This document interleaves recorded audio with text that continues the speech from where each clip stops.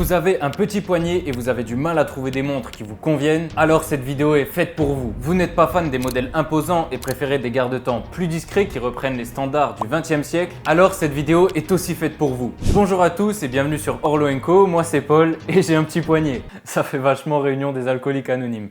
Bref. Pour ceux qui me suivent depuis un certain temps, vous n'êtes pas sans savoir que j'ai vraiment un petit poignet et comme la taille c'est primordial, il est important de bien choisir sa montre. Alors aujourd'hui, je vous ai concocté une liste de 20 modèles, de 20 montres pour les petits poignets. Mais avant de commencer, il est important de prendre en compte, d'être conscient que le diamètre de votre montre n'est pas le seul facteur qui va faire qu'elle est à votre taille ou non. Mais juste avant de rentrer dans les détails qui va faire que votre montre est adaptée à votre poignet ou non, je suis extrêmement heureux et content de vous annoncer qu'une nouvelle pochette de montre est disponible sur mon site orloenco.fr. Ici, on est sur une très jolie pochette en cuir de vache véritable pour emmener votre montre partout sans l'abîmer. 4 coloris sont disponibles, je vous laisse aller voir ça sur le site en description si ça vous intéresse. Je n'ai pas énormément de stock à la maison, donc si cette pochette vous intéresse, je vous conseille de vous dépêcher. Une des choses primordiales à regarder lors du choix d'une montre, c'est le corne à corne. Naturellement, on va d'abord regarder le diamètre de la montre, du 36, du 38, du 40 en fonction de ce qu'on a l'habitude de porter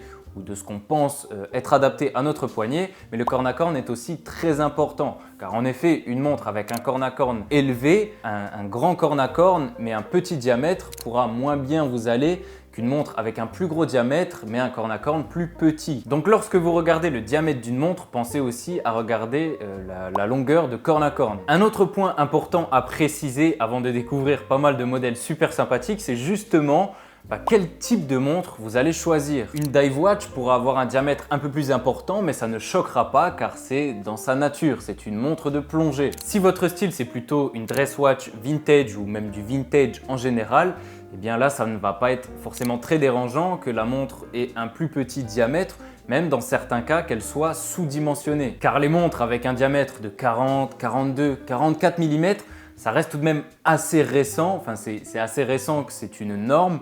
Il faut se rappeler qu'au XXe siècle, une montre en 39 mm était déjà considérée comme une montre imposante, ce qui n'est plus du tout le cas aujourd'hui. Il faut aussi prendre en compte l'épaisseur de la montre et on peut même aller jusqu'à regarder les dimensions de la couronne. C'est aussi quelque chose qui peut influencer sur le rendu final à votre poignet. Si on prend deux modèles assez opposés au niveau de la taille de la couronne, on a par exemple la Hermétique de chez Baltic et la Big Crown de chez Oris, eh bien on voit que la couronne influe grandement sur la forme finale de la montre. Mais tout ça c'est bien beau de parler de diamètre, de corne à corne, d'épaisseur, de taille de couronne, mais la meilleure manière de savoir si une montre vous va et qu'elle vous convient à votre poignet, c'est tout simplement de la passer au poignet, de l'essayer. Et vous allez voir que dans la plupart des cas, vous allez être plutôt surpris à apprécier des modèles qui en photo ou sur la fiche technique ne vous paraissaient pas adaptés à votre poignet, mais lorsque vous la passez au poignet, eh bien coup de cœur, elle vous va très bien. Moi je fonctionne énormément au coup de cœur. Alors si vous tombez sur une montre, que vous avez un coup de cœur, peu importe qu'elle soit en 36, 38, 40, 42, 44 mm, j'ai envie de dire ça, c'est pas grave.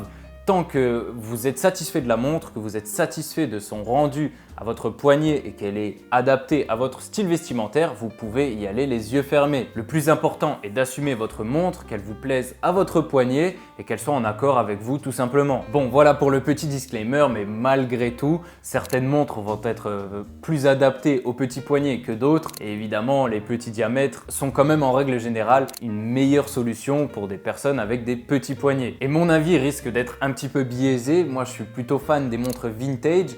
Donc avec un petit diamètre, je dois vous avouer que quand je croise quelqu'un dans la rue avec une montre beaucoup trop grosse pour son poignet, ça me fait un petit peu grincer des dents. Je pense qu'il est quand même assez judicieux de respecter cette fameuse règle que votre boîtier ne doit pas dépasser l'épaisseur de votre poignet, sinon ça risque de créer un jour entre votre bracelet et votre poignet qui n'est pas forcément esthétique. Bon, on peut maintenant passer à la liste de montres pour les petits poignets, mais je pense que c'était quand même important de revenir un petit peu sur ces règles de base. Et on commence tout de suite avec cette Accurist Everyday.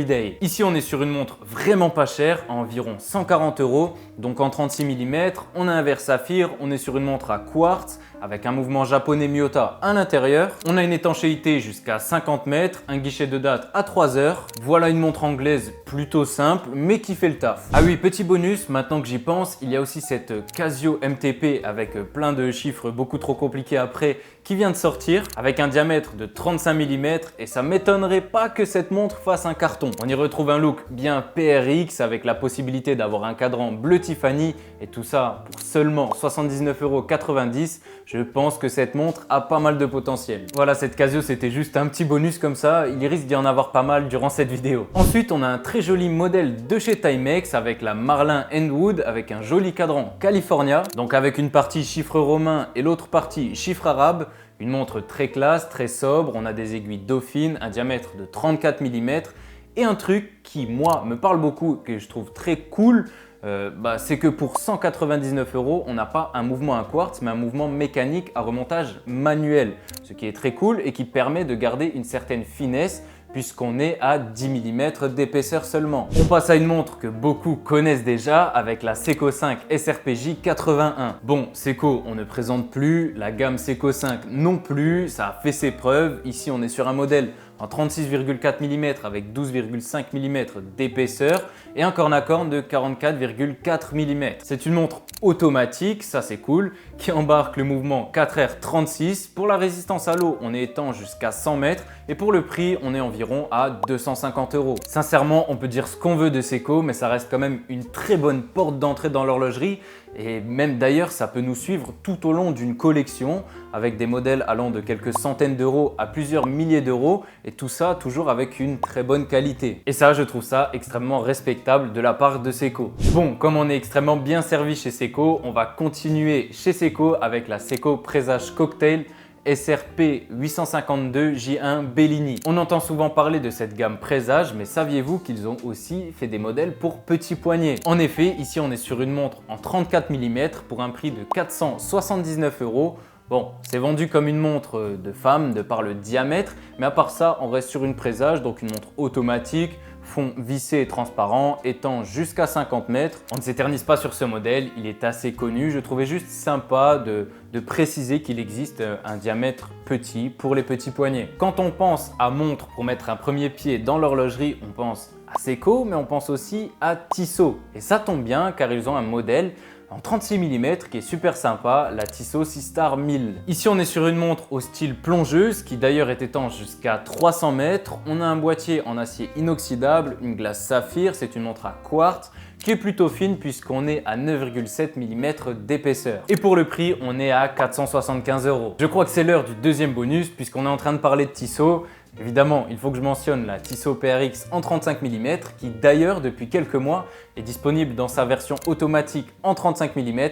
Et ça c'est cool de la part de Tissot de penser aussi aux personnes qui ont des petits poignets mais qui préfèrent les montres mécaniques automatiques. Bon, par contre ils ont un petit peu abusé avec la Tissot PRX digitale que je trouve juste horrible, mais bon, là c'est pas le sujet. On passe à la montre suivante avec la Nodus Unity. J'aime beaucoup cette montre, on a un diamètre de 36,5 mm et un corne à corne de 43,5 mm, donc parfaitement adapté aux petits poignets. On a une couronne vissée, une glace saphir, un mouvement automatique Miyota et une étanchéité jusqu'à 150 mètres. Et sincèrement, ma partie préférée de cette montre, c'est son cadran qui est vraiment joli. J'aime beaucoup la façon dont est inséré le guichet de date qui se fond extrêmement bien dans le cadran qui donne un rendu très homogène. Pour la prochaine montre, on va se diriger vers une marque que j'apprécie beaucoup et on va parler de la Hamilton Kaki Aviation Pilot Pioneer Mechanical. Hamilton, marque suisse qu'on n'a plus besoin de présenter. D'ailleurs, pour les passionnés de cinéma, la marque Hamilton est présente dans un grand nombre de films. Ici, on a donc une montre mécanique de 36 mm par 33 mm. Cette Kaki Pilot Pioneer est une réinterprétation d'une montre militaire vintage créée pour la British Royal Air Force en 1973, d'où son look très vintage, avec d'ailleurs des index et des aiguilles un petit peu beige, rose, pour donner un effet de patine. Et pour le prix, on est à 925 € pour la version sur bracelet NATO et à 975 € pour la version sur bracelet cuir. Bon, après le remontage manuel, ça plaît ou ça ne plaît pas. Je conçois que ça peut être un petit peu ennuyant, un petit peu embêtant de devoir remonter sa montre tous les 2 jours, mais moi personnellement c'est quelque chose qui ne me dérange pas plus que ça. Au contraire, moi j'aime beaucoup, par exemple le matin, j'aime bien prendre ma montre, la remonter, la mettre à l'heure, dans certains cas régler la date. Je trouve que c'est plutôt un bon moment qu'on passe avec son garde-temps. Donc moi j'aime beaucoup. Bon, on était sur une montre au look militaire. On va passer donc chez les experts de la field watch, mais cette fois-ci avec une dive watch. Et on va parler de marathon avec la Marathon Arctic Edition Medium Divers automatique. Ici, on a une montre avec un look un peu spécial. On a 36 mm de diamètre et 13 mm d'épaisseur. C'est une plongeuse, donc étanche jusqu'à 300 mètres. Et si on regarde bien le cadran, on y voit un petit signe radioactif. Eh bien, c'est tout simplement car cette montre n'utilise pas de superluminova, mais du tritium comme les anciennes montres. Alors ne vous en faites pas, ce n'est pas dangereux car c'est du tritium encapsulé. Et si ce sujet vous intéresse, je vous affiche juste ici une vidéo dans laquelle j'ai traité un petit peu ce sujet et l'évolution des matières luminescentes sur les montres. Ici, on est donc sur une montre suisse fabriquée à la chaux de fond et elle a un SW200. Et pour le prix, on est aux alentours des 1000 €. Comment parler de montre pour petits poignets sans mentionner la fameuse Nomos Club Campus en 36 mm. Là, si vous cherchez une montre au style classique, mais avec des couleurs de cadran qui sortent un peu de l'ordinaire, c'est la montre parfaite. Ces montres sont très fines puisqu'on a 8,2 mm d'épaisseur. Pour le diamètre, comme je l'ai dit, on est sur du 36 mm. Pour l'entrecorne, on est à 46,5 mm. Ici, on a un bon exemple d'un petit diamètre, mais d'une entrecorne assez imposante. Donc, il vaut mieux l'essayer avant de l'acheter. On a un verre saphir, un mouvement mécanique à remontage manuel et une étanchéité jusqu'à 100 mètres. Ici encore, on retrouve un cadran California, mais cette fois, on a une petite seconde à 6 heures et pour le prix, on est à 1500 €. Chez Nomos, on n'a pas seulement la Club Campus qui est intéressante, on a aussi cette tangente référence 101. Ici, on a une montre unisexe avec 35 mm de diamètre et une épaisseur encore plus impressionnante de 6,2 mm. On est encore sur un modèle à remontage manuel, on a un verre saphir, on a une étanchéité jusqu'à 30 mètres. Et merci Nomos de préciser que 30 mètres, ça veut dire résistant aux éclaboussures et non pas qu'on ne peut plonger jusqu'à 30 mètres avec. Je trouve qu'ici, on est sur un modèle extrêmement sobre, mais avec des petits détails comme les aiguilles bleuies qui rendent la montre très harmonieuse. Et pour le prix, on est à 1660 €. Je fais une petite pause dans cette vidéo pour vous dire, comme d'habitude, si celle-ci vous plaît, n'hésitez pas, un like, un commentaire, ça fait toujours plaisir, un abonnement si ce n'est pas déjà fait. Et je vous remercie du fond du cœur pour les 6000 abonnés, ça fait extrêmement plaisir. N'hésitez pas non plus à aller jeter un œil sur mon site internet où on retrouve ces petites pochettes très pratiques. Quand on se déplace, on n'a pas forcément envie de prendre un watch roll avec plusieurs montres, c'est assez encombrant. Là, on prend ça, on met une montre dedans, on peut le glisser dans la poche, c'est franchement super pratique. Moi, depuis que je les ai, je les emmène partout. Donc, si ça vous intéresse, n'hésitez pas non plus à aller voir ça dans le premier lien en description. Bon, on peut maintenant passer à la suite de la vidéo et découvrir des modèles de plus en plus intéressants. J'ai rapidement mentionné la Big Crown de chez Oris en début de vidéo, mais je pense que c'est quand même intéressant de s'arrêter 30 secondes dessus. Ici, on a une version en 36 mm avec 43 mm d'entrecorne. On a un verre saphir et une étanchéité jusqu'à 50 mètres. J'aime beaucoup cette montre et je pense que je ne suis pas le seul. Comme son nom l'indique, on a une grosse couronne qui permet l'utilisation de la montre avec des gants et l'autre spécificité, c'est l'affichage de la date qui se fait grâce à une 4e aiguille et ça, c'est un truc typiquement vintage et je trouve ça cool que certaines marques continuent de produire des modèles avec cette complication. Et pour le prix de cette Oris, on est aux alentours des 2000 €. Chez Oris, on n'a pas que la Big Crown qui est intéressante, on a aussi cette Diver 65 en 36 mm qui va très bien au petit poignet. Au niveau des dimensions, on est très similaire à la Big Crown, on a donc 36 mm de diamètre et 43 mm d'entrecorne. Ici, elle est juste un petit peu plus épaisse puisqu'on est à 12,5 mm d'épaisseur contre 12 mm d'épaisseur pour la Big Crown. On a le même mouvement, le SW200-1. Ici, on est donc sur une plongeuse qui est étanche jusqu'à 100 mètres. Et on a évidemment un verre saphir pour un prix de 2200 €. On passe tout de suite à la montre suivante avec la Longines Legend Diver. Ici, on a plusieurs diamètres disponibles. Le 39 mm pourra convenir aussi au petit poignet. Et d'ailleurs, c'est la taille officielle que la première version avait en 1959. Mais aujourd'hui, on va plus parler de la version en 36 mm. On a un verre saphir, c'est une plongeuse très reconnaissable avec ses deux couronnes. On a une étanchéité jusqu'à 300 mètres. En global, un look bien vintage. Il est intéressant de notifier la lunette interne rotative et son petit guichet de date à 3 heures. Pour le prix, ça va varier un petit peu, mais pour le modèle en 36 mm, on est en général aux alentours des 2500 €. La prochaine montre vient d'une marque dont on n'entend pas forcément souvent parler, pourtant elle en vaut le détour. On va parler de la Baume & Mercier Riviera. Ici, on est un peu dans un style Royal Oak, glauque avec les vis sur la lunette et la forme octogonale, bon, évidemment, on est bien loin du prix d'une AP. Ici, on a donc un modèle en 36 mm, bracelet intégré avec un verre saphir, un mouvement automatique SW200, décidément, Sellita, ils sont partout. Et enfin, on a une épaisseur de 9,57 mm. C'est une montre assez classique, je pense qu'en daily, ça peut être un très bon choix et on est clairement sur une montre de qualité. Et pour le prix, on est aux alentours des 2800 €. Si on reste dans le style des montres de tous les jours ou montres sport, on a aussi cette Tiger Carrera Date qui est aussi un très bon choix. Ici, on n'est pas sur du 36 mm, mais du 39. On a un très joli cadran soleillé mis en avant par un verre saphir bombé traité anti-reflet. Le guichet de date se trouve à 6 heures sur ce modèle, ce qui je trouve match bien en symétrie avec le logo Tag Heuer, ce qui rend la montre très homogène et très bien finie. Pour le prix, on est à 3100 €. Ensuite, on a encore une montre cadran bleu, bracelet intégré avec la chronomate de chez Breitling. Alors Breitling, c'est une marque dont je parle pas forcément très souvent, parce que je ne suis pas très attaché à cette marque, les modèles ne me parlent pas plus que ça, mais il y a quand même certains modèles, dont celui-ci, que je trouve très intéressant. Ici, on a une montre certifiée COSC, on a le fameux bracelet rouleau de chez Breitling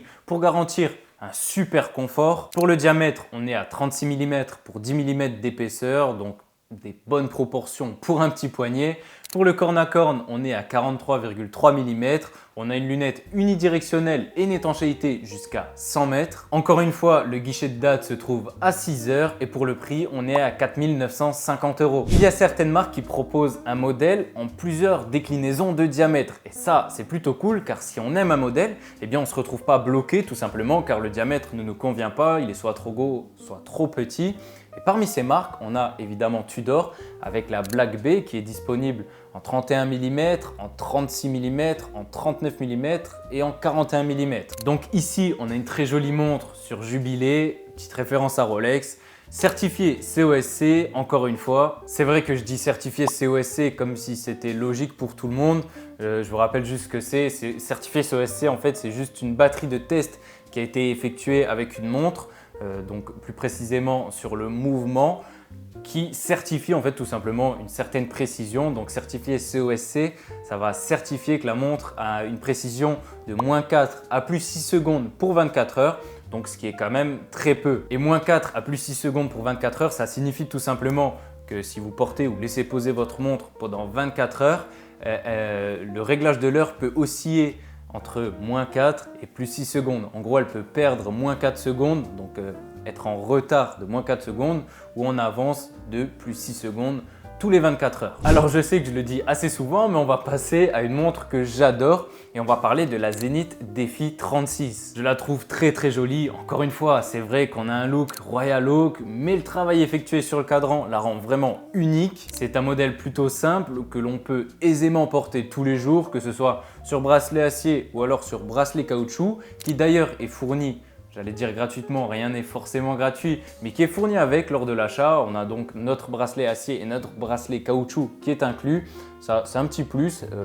En général, les marques proposent ce service, mais il faut payer le bracelet qu'on veut en plus. Ici, non, il est compris avec, donc ça, c'est plutôt cool. On a un mouvement manufacture Elite 670 et je n'ai pas grand-chose d'autre à dire sur cette montre, à part que je trouve qu'elle est complètement réussie. Et pour le prix, on est à 9100 €. Pour la prochaine montre, on va parler de la Omega Constellation Globemaster en 39 mm acier sur acier. Je précise acier sur acier car il existe aussi des modèles or sur acier ou même des modèles tout en platine. Et évidemment, ça ne va pas être la même catégorie, la même gamme de prix. Ici, on a un corne à corne de 46,7 mm et une épaisseur de 12,6 mm. On a un verre saphir et une étanchéité jusqu'à 100 mètres. Pour le mouvement, on est sur un Omega 8900 et pour le prix, on est à 8700 €. Donc pour cette version acier sur acier. J'aurais pu mentionner pas mal d'autres modèles dans cette vidéo, de la simple Casio Vintage à la Day-Date en 36 mm ou encore la Laco Augsburg en 39, une Hamilton Jazzmaster en 36, la Huygens Max Bill en 38, la Reverso de chez Jaeger, la Tang de chez Cartier, la Santos aussi d'ailleurs. Et tant qu'on est dans les montres rectangulaires, on a la T18 de chez Lip Enfin bref, il y a plein d'autres modèles qui auraient pu aller dans cette vidéo. N'hésitez pas à me faire savoir les modèles que vous auriez aimé voir dans cette vidéo ou que vous auriez mis dans cette vidéo. C'est toujours un plaisir de découvrir des modèles dans la section commentaires. N'oubliez pas un like, un abonnement, ça fait toujours plaisir. Les pochettes de montres Orlo & Co sont disponibles sur le premier lien en description. Moi je vous dis à dimanche prochain 18h30 pour une nouvelle vidéo sur l'horlogerie. Et en attendant, n'oubliez pas, prenez soin de vos montres.